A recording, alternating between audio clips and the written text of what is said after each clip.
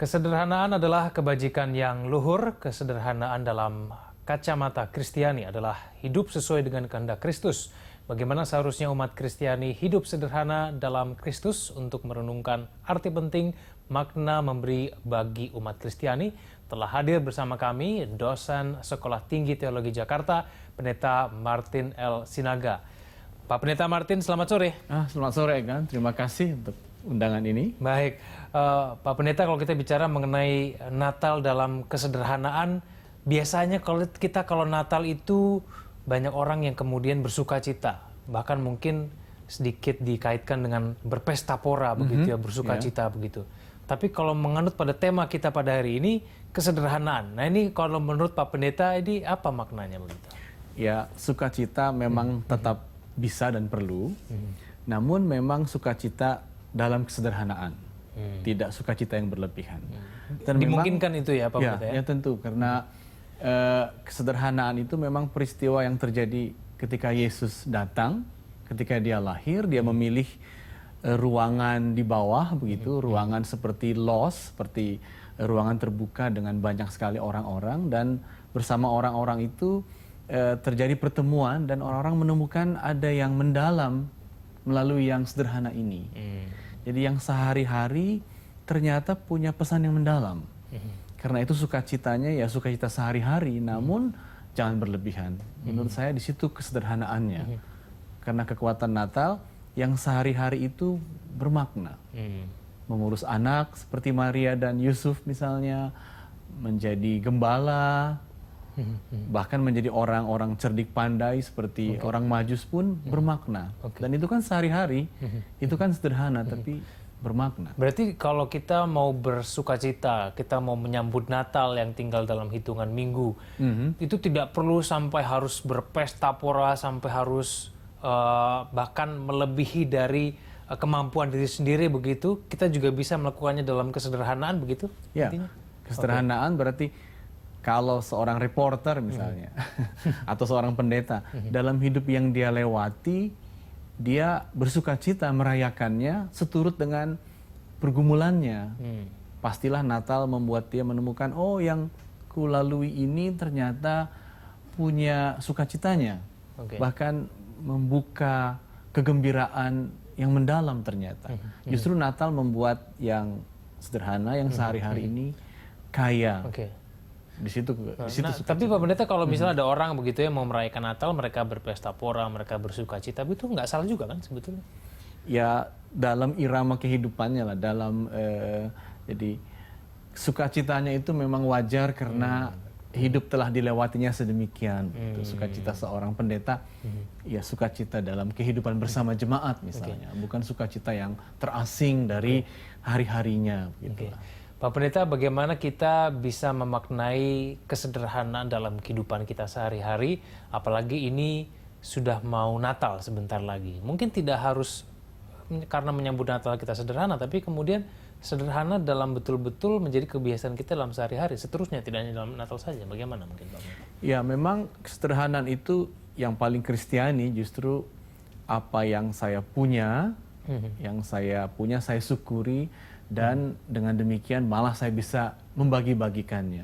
Mungkin di situ sebenarnya bentuk kesederhanaan itu ya, bahwa yang menggembirakan saya bisa juga menggembirakan orang lain. Bukan menggembirakan saya hanya semata-mata untuk saya sehingga saya akan menunjukkan kelimpahan. Justru kesederhanaannya letaknya di situ, dan saya kira kita bisa kok sehari-hari begitu ya.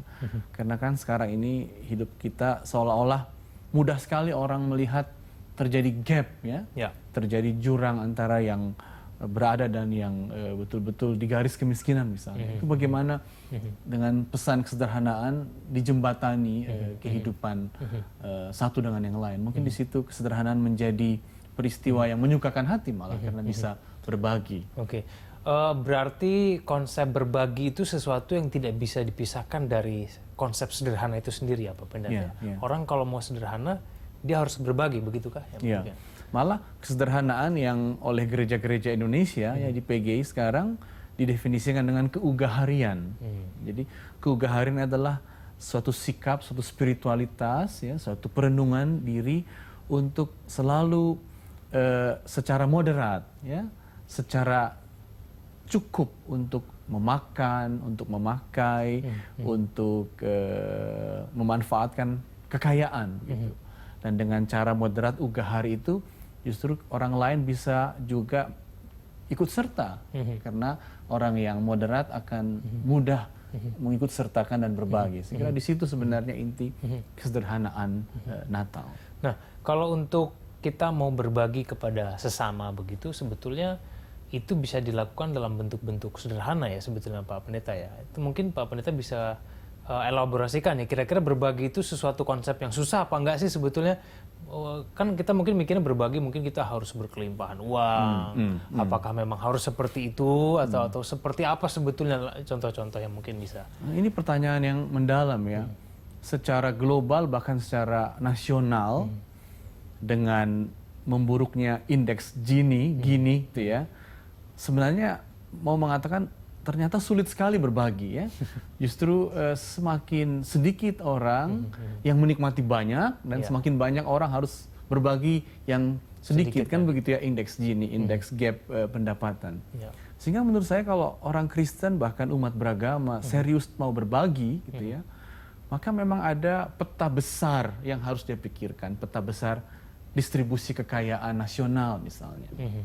Jadi kita walaupun warga biasa, jangan lupa ada peta besar ekonomi nih ya, yang kita harus pikirkan kiranya lebih memberi peluang dan kesempatan bagi sebagian besar rakyat untuk menikmatinya.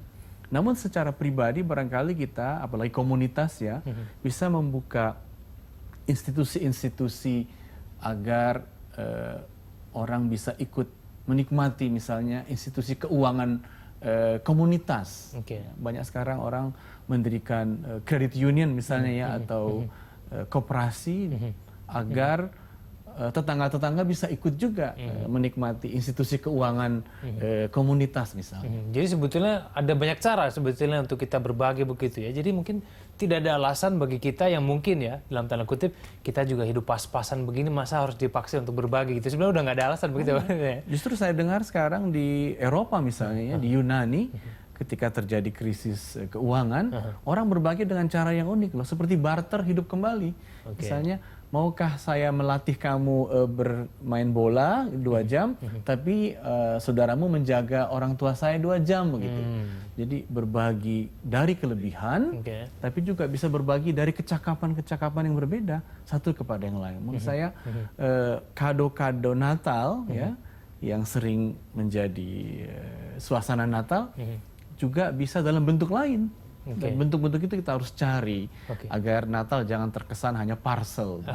Baik, Pak Pendeta, kita jeda dulu, kita lanjutkan usai jeda. Pemirsa, Inspirasi Natal akan segera kembali.